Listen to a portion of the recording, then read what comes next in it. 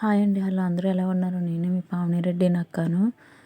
నేను ఈరోజు మరో కొత్త వీడియోతో వచ్చానండి. పూలపాడ్యం ఉంది కదండి. పూలపాడ్యం ఎలా చేసుకుంటారో కొంతమందికి తెలుసు, కొంతమందికి తెలియదు. ఇది తెలియపోయిన వాళ్ళ గురించేనండి. కేవలం పూలపాడ్యం రోజు తెల్లవారు లేచి ఇల్లు గుమ్మాలు శుభ్రం చేసుకొని దీపారాధన చేసుకోవడానికి అండి.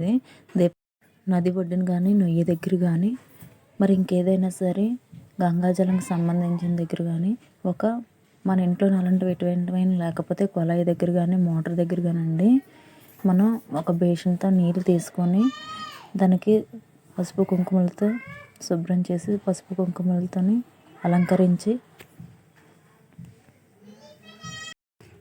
పసుపు కుంకాలతో అరటిడొక్క అలంకరించి అరటిడొక్క మీద 31 ఒత్తు పెట్టాలండి. 31 ఒత్తు పెట్టిన తర్వాత, లేదా 31, 33 ఒత్తులు జోడించేసి ఒక ఒత్తుగా తయారు చేసి ఆ అరటిడొక్క మీద పెట్టి పసుపు కుంకుమలతో పూజ చేసి ఆ ఒత్తిని పూలపాడ్యమి, పూల స్వర్గమి అని చెప్పేసి, పూలమ్మ అని చెప్పి తలుచుకొని మనం ఆ ఒత్తిని వదలాలండి. వదిలిన తర్వాత మన కోరికలు ఉంటాయి కదండి, మన కోరిక నెరవేర్చుకున్న తర్వాత, మన కోరికలు చెప్పుకున్న తర్వాత ఆ ఒత్తిని వదిలేసిన తర్వాత అక్షింతలతో ఈ కథ చెప్పుకోవాలండి. కార్తీక మాసం ప్రారంభమైన శుక్లపాడ్యం నుండి ప్రతిరోజు కార్తీక దీపారాధన చేసి కార్తీక మాసం ఆఖరి రోజు అనగా మార్గశిర శుక్లపాడ్యమి గడియలో చెయ్య దీపారాధన పూల స్వర్గం దీపారాధన అందరూ.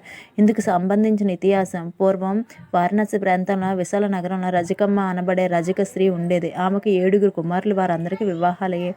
ఆఖరి కోడలైన దైవభక్తి కలిగి పెద్దల పట్ల గౌరవంగా ఉండేది. ఇంటిలోని వారంతా పూజలు చేసేవారు కానీ ఏకాగ్రత భక్తి ఉండేవి కాదు. ఆఖరి కోడలు పోలమ్మకి చాలా విపరీతమైన భక్తి ఉండేదంటండి.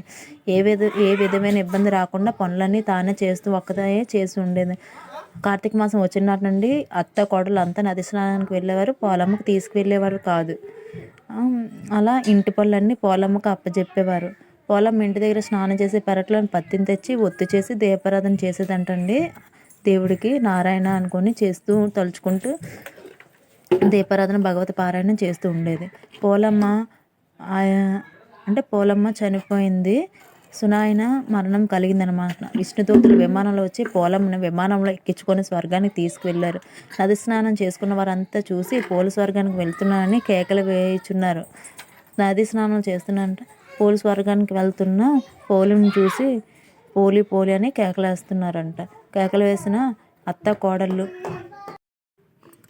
తమ కోడల అజ్ఞానానికి విచారించారు. శరీరంతో విష్ణు సాహిత్యం పొందడం పోలి చేసుకున్న సుకృత ఫలమని ప్రశంసించారు. నాటి నుండి కార్తీక బహుళ అమావాస్య పూల స్వర్గానికి వెళ్ళిన రోజుగా ప్రశంసమైంది. అంటే చాలా గొప్పతనంగా చెప్తున్నారు పూల స్వర్గం విశిష్టత. ఇది అండి పూల స్వర్గం విశిష్టత. కార్తీక మాసంలోని చేసుకోవాల్సిన కార్తీక శుక్ల పడ్డమి రోజు చేసుకోవాల్సిన కార్తీక దీపారాధన